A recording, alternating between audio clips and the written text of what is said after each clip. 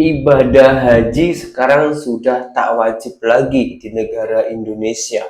Apakah ini setelah mendapatkan teguran dari Arab Saudi, lalu suruh mencontoh Malaysia mendapatkan jamaah haji terbaik mendunia?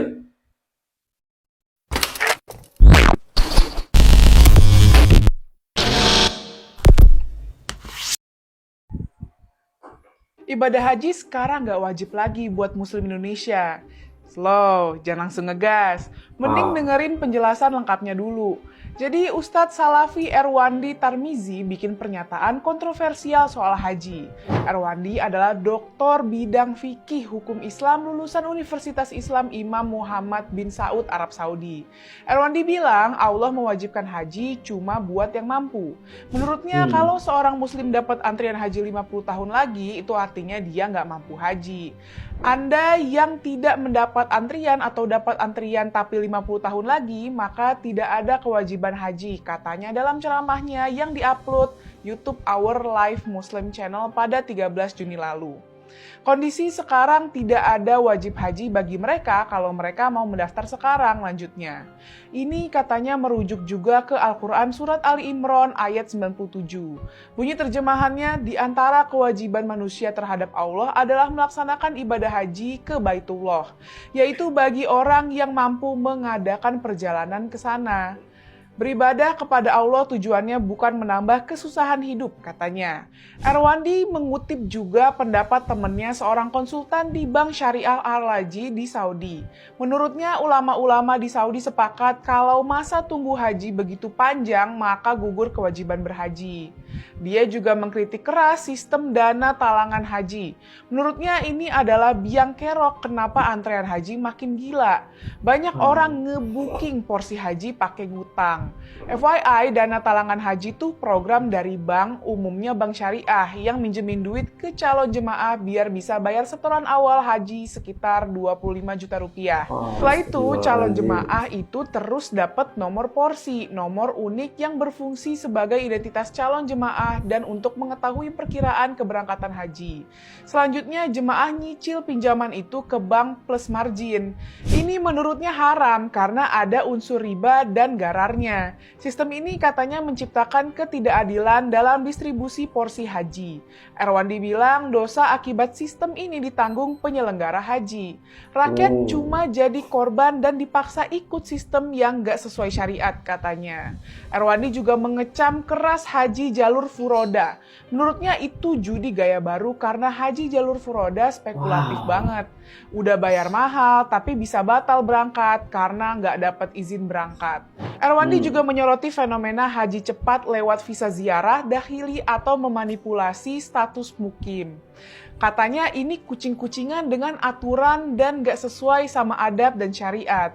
Menurutnya kalau satu-satunya jalan buat haji lewat cara yang haram, maka haji jadi gak wajib hukumnya. Apa yang dikatakan Erwandi ini relevan banget. Banyak banget umat Islam di negara kita yang maksain diri pergi haji.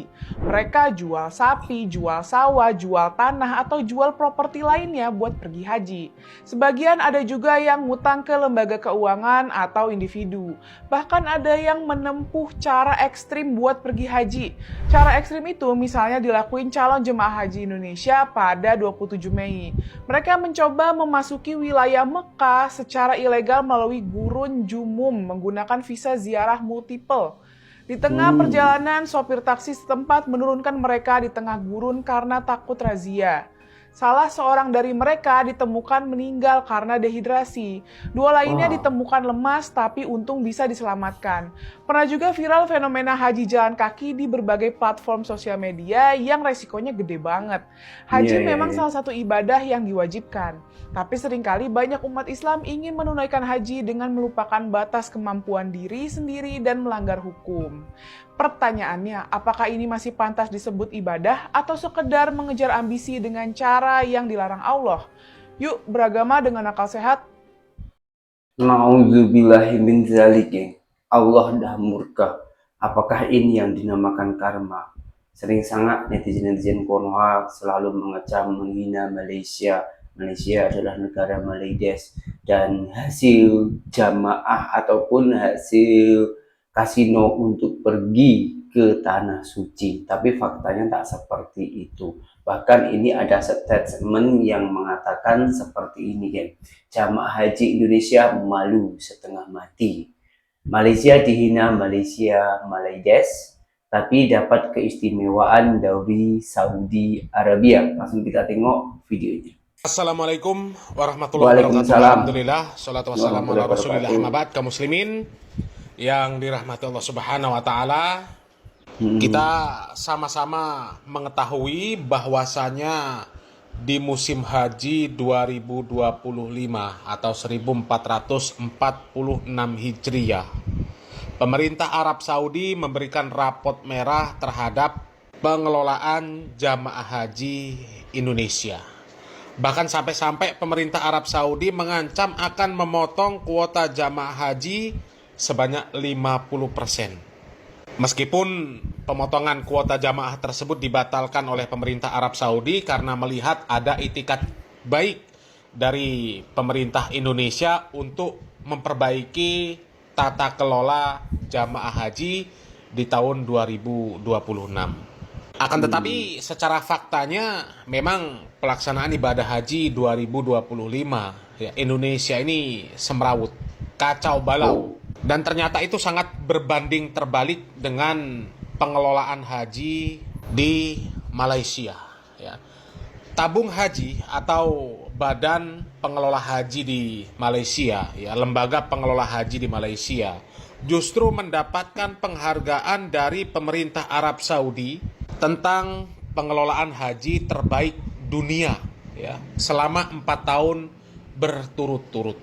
Dan jamaah haji Malaysia itu juga dikenal dengan jamaah haji terbaik dunia, ya. Sangat berbanding terbalik dengan Indonesia, ya. Coba kita simak videonya, kaum muslimin. Malaysia melalui tabung haji TH bukan sahaja mengekalkan kecemerlangan untuk 4 tahun berturut-turut, malah julung kalinya memperoleh anugerah tertinggi Diamond Award Labaitom bagi pengurusan jemaah haji terbaik dunia. Anugerah itu dinobatkan oleh Kementerian Haji dan Umrah Arab Saudi di Mekah pada Ahad malam. Menteri di Jabatan Perdana Menteri Hal Ehwal Agama, Datuk Dr. Muhammad Naim Mokhtar berkata, kejayaan ini adalah hasil kerja dan komitmen tinggi, khususnya warga TH di lapangan dan sahabat maktab yang menyantuni jemaah haji. Dan malam ini yang lebih menarik lagi, kita telah menerima anugerah tertinggi ataupun apa yang disebut sebagai Diamond Award bagi pengurusan haji yang terbaik. Jadi saya mengambil kesempatan ini untuk mengucapkan syabas dan tahniah kepada Yang Berbahagia Tan Sri Rashid Husin sebagai pengurusi tabung haji, Tuan Haji Mustaqim Muhammad CEO, dan juga Tuan Haji Syam Harun serta semua warga kerja tabung haji, khususnya kepada petugas-petugas haji dan juga sahabat maktab yang kesemuanya telah bekerja keras untuk menyantuni dan memastikan perkhidmatan yang terbaik diberikan kepada jemaah-jemaah di Malaysia. Walaupun menerima anugerah tertinggi, katanya tabung haji akan melakukan postmortem dan tambah baik bagi operasi haji tahun depan. Sebagai contoh, katanya TH akan meminta syarikat Masyair Al-Masyarik untuk meningkatkan kemudahan dan keselesaan khemah di Mina. Majlis malam penutup operasi haji dianjurkan Kementerian Haji dan Umrah pada setiap tahun selesai urusan haji. Nah, coba kaum muslimin, ya, mereka sudah mendapatkan penghargaan 4 tahun berturut-turut, ya, tentang pengelolaan haji terbaik dunia. Tapi ternyata mereka bukan berpuas-puas diri, berbangga-bangga dengan prestasi yang mereka capai. Tapi mereka mengatakan bahwa mereka ingin meningkatkan apa yang sudah mereka lakukan selama ini. Padahal sudah 4 tahun berturut-turut mendapatkan penghargaan, ya, tentang pengelolaan haji terbaik dunia. Dan ternyata jamaah haji Malaysia pun itu dipuji oleh Kementerian Haji Arab Saudi. Karena apa? Karena kedisiplinan mereka, karena kebersihan mereka, karena ketertiban mereka, ya. Dan ini juga sangat berbanding terbalik dengan jamaah haji asal Indonesia. Coba kita lihat ini, kaum muslimin. Jemaah haji kita pada tahun-tahun lepas, kita kekalkan rekod kita terbaik daripada petugas-petugas haji pegawai sahabat Makkah dan juga para jemaah kita yang berada di Arafah, Muzdalifah dan Mina, kita kekalkan kebersihan. Maksudnya jemaah-jemaah haji kita bila mana meninggalkan Arafah, Muzdalifah dan Mina, kawasan-kawasan ini bersih, tak ada sampah sarap. Contoh orang boleh nampak lah, bila kita gerak dengan bas nanti tengok kawasan ini kita berbanding dengan kawasan-kawasan yang lain.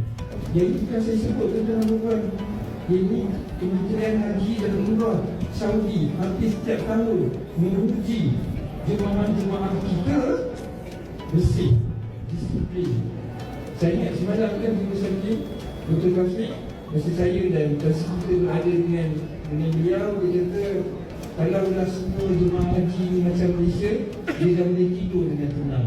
Ya, ini adalah gambaran daripada Dr. Taufik Fauzan Arabiah. Maknanya selesanya beliau dan Kementerian Haji dengan tabung haji dan juga jemaah-jemaah haji Malaysia. Jadi dia secara joking lah dia sebut, dia kata dia boleh tidur dengan tenang. Jadi maknanya itu kita harapkan, sebab tu saya katakan kempen kebersihan ini adalah contoh terbaik yang kita nak bawa, dan kita akan membantu Kementerian Haji sebagai model yang terbaik yang boleh diikuti oleh jemaah-jemaah haji daripada negara luar. Luar biasa. Ya, ini patut dicontoh oleh jamaah haji Indonesia, ya. Jadi sebelum meninggalkan sebuah tempat, ya, dikondisikan bersih, ya.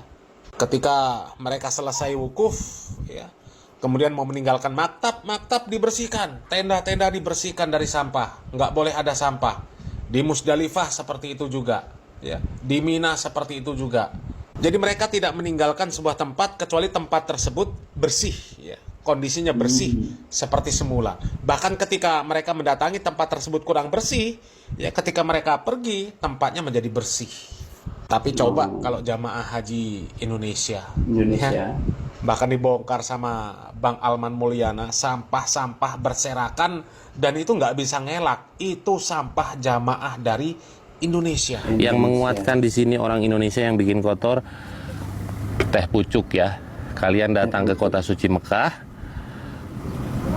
kalian niatnya untuk ibadah. Tapi setelah minum teh pucuk ini, kalian buang begitu saja dan mengotori gunung yang sedang viral di kota Mekah. Kalau ketahuan sama pemerintahan di sini, nanti ditutup, dijaga, kita nggak bisa datang ke sini lagi. Jadi jaga kebersihan. Anadafatu minal iman, kebersihan sebagian dari iman. Coba lihat, ya, ini sampah yang dibawa orang Indonesia. Tuh, ini produk Indonesia semua, TikTok tuh, Sukro, ya. Coba ya, orang Indonesia nggak bisa ngelak karena itu produk-produk dari Indonesia, bukan dari Malaysia, bukan dari Singapura, bukan dari Inggris dan sebagainya. Produk Indonesia, teh pucuk, ya. Kemudian TikTok, kacang Sukro, jelas kaum muslimin itu sampah dari jamaah asal Indonesia. Kan memalukan kaum muslimin. Ya, padahal Malaysia ini ya sering digelari dengan gelar-gelar yang tidak baik dengan orang Indonesia. Ya, disebut Malaides atau Bangladesia, ya, Bangladesh Malaysia, Malaides Malaysia Bangladesh. Karena yang menjuluki seperti itu menganggap Malaysia itu primitif. Padahal lebih primitif siapa? Ya, Malaysia dipuji sama Kementerian Haji Arab Saudi. Bahkan Kementerian Haji Arab Saudi mengatakan seandainya seluruh jamaah haji itu seperti jamaah haji asal Malaysia, maka Kementerian Haji Arab Saudi itu bisa cepat istirahat gitu loh kaum muslimin. Ya, mereka nggak berjibaku membersihkan sampah. Dan memang ya sangat patut untuk dicontoh lah ya tentang pengelolaan haji Malaysia, ya, tentang jamaah haji Malaysia, ya patut dicontoh. ONH Malaysia itu lebih murah daripada Indonesia.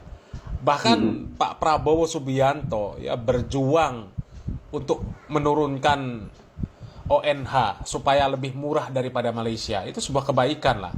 Itu perjuangan Pak Presiden kita, ya, kita apresiasi. Tapi selain daripada itu ya SDM para pengelola ibadah haji juga harus dibenahi, ya. Jangan sampailah ada kuota haji reguler yang seharusnya diberikan untuk masyarakat malah dijual sama petugas pengelola haji, dijual oleh Kementerian Agama. Ya. Untuk bisnis. Kemudian jamaah haji sendiri dipalaki, dipungli. Jamaah haji sendiri yang sedang susah, ya bukannya dibantu malah dipalak, jadi kesempatan untuk malak jamaah haji. Na'udzubillah min dzalik. Ya, begitu juga dengan jamaah hajinya, ya. Begitu juga dengan jamaah hajinya. Ya, cobalah contoh Malaysia. Kalau jamaah haji, jamaah umroh Indonesia seperti Malaysia, itu luar biasa. Ketika ada jamaah haji Indonesia, ya, di Mekah memperkenalkan Pancasila, memperkenalkan Yalal Waton, memperkenalkan Indonesia, nggak malu. Mereka memperkenalkan kebaikan jamaah haji Indonesia. Mereka mengharumkan nama bangsa. Tapi kalau di sana nyampah, ditambah sok pede lagi nyanyi-nyanyi Yalal Waton, sok pede baca Pancasila.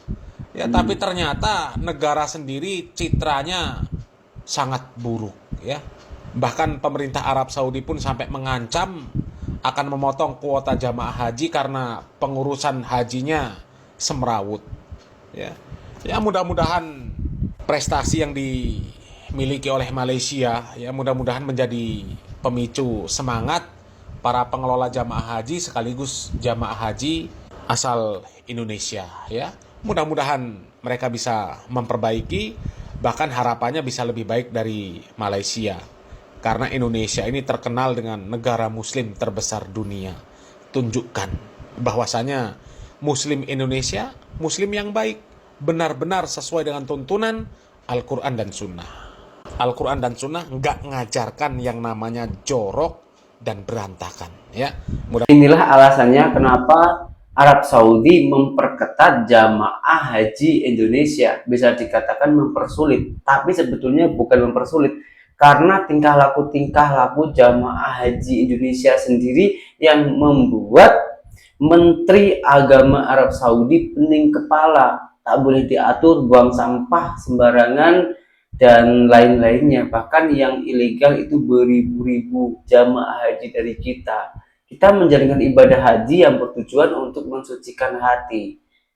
Dan tapi pada faktanya di sana malah mengotori. Dan agama pun sudah mengajarkan kebersihan sebagian dari iman. Tapi kenapa malah mengotori di tanah suci? Itulah alasannya kita harus mencontoh jamaah haji Malaysia. Tak payah gengsi, tak payah risau. Karena masih banyak hal-hal positif yang harus kita ambil dari Malaysia. Kalau kita hitung ya geng, dari data umat Islam di Indonesia, dari berbagai banyaknya penduduk di Indonesia, hampir 300 juta jiwa Indonesia yang umat beragama Islam, 87 sampai 90%. Hanya 10% saja yang selain Islam. Jadi mayoritas orang Indonesia ini adalah umat beragama Islam. Tapi kenapa ketaatan Islam di Indonesia ataupun ketertiban Islam di Indonesia kita masih kalah jauh dengan Malaysia? Malaysia yang penduduknya hanya 33 juta jiwa. Umat yang beragama Islam hanya 63 sampai 64%. Selebihnya itu yang non-muslim. Tapi Malaysia mendapatkan juara haji paling tertib mendunia di Arab Saudi. Menteri Arab Saudi pun juga mengakui hal tersebut. Kenapa ini bisa terjadi? Sementara di media sosial ramai yang mengecam Malaysia itu adalah negara Bangladesh ataupun Malaysia. Tapi orang-orang Malaysia tak hiraukan hal tersebut. Kecaman-kecaman ataupun hinaan-hinaan seperti itu sangat tak dilayan di Malaysia. Karena menurut orang Malaysia hal-hal tersebut tak penting. Alangkah baiknya tunjukkan kebaikan-kebaikan dan orang luar sana yang mengatakan bahwa Malaysia adalah Islam yang terbaik. Dalam hal ini kita tak payah gengsi, tak payah malu ya. Kita tengok, kita contoh negara jiran kita Malaysia. Kita tak payah contoh negara yang lainnya dulu. Kita lewati dulu negara jiran kita Malaysia, karena Malaysia mampu membuat hal tersebut sampai 4 tahun berturut-turut mendapatkan pujian jamaah haji yang terbaik. Belum ada jamaah haji yang lebih baik lagi selain Malaysia. Ya, di sini apa orang tak malu sebagai umat beragama Islam ya, kita harus rubah mentality kita. Sekian, terima kasih dari saya. Apabila ada tutur kata saya yang kurang baik ataupun ada yang salah, saya minta maaf yang sebanyak-banyaknya dan berjumpa kembali di video saya yang berikutnya. Assalamualaikum warahmatullahi wabarakatuh. Bye-bye.